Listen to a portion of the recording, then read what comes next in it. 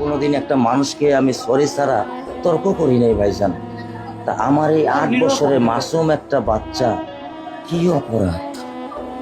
আমি এই কলজাটা ছাড়া আমি থাকবো কেমনি? আমার এই বাচ্চাটা আমি ঘরে ঢোকার আগে ফ্রিজের মধ্যে আমার জন্য শরবত বানায় রাখে। আমার বড় মেয়ে না, আমার ছোট মেয়ে 8 বছরের মেয়ে।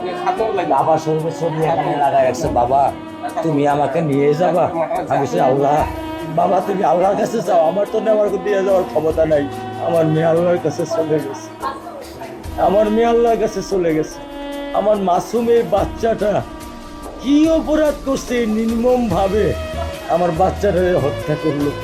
কি আমার ক্ষতি, কি আমার অন্যায়, কি আমার দোষ? আমি কি জানতে চাই আপনাদের কাছে। আমার যদি কোনো দোষ থাকে, আমার কোনো যদি অন্যায় থাকে, প্রকাশ্যে আপনারা আমার ফাঁসি দিয়ে দেন। আমি এই বাচ্চাটা ছাড়া আমি থাকবো কেমনে?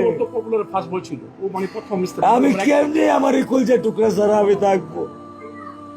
আমার পক্ষে সম্ভব না। দিনে ও 50 থেকে 100টা কল দেয় আমারে, বাবা তুমি কখন আসবা, বাবা তুমি কখন আসবা, বাবা তুমি কখন আসবা। 8টা বছর আমি আমার বুকের এই ঘরে ঘুম পাড়াইছি। আমি আজকে আমি কার সাথে ঘুম আসবো? আমি কি দিয়ে মনে সান্ত্বনা দিব? আমার অপরাধ কি?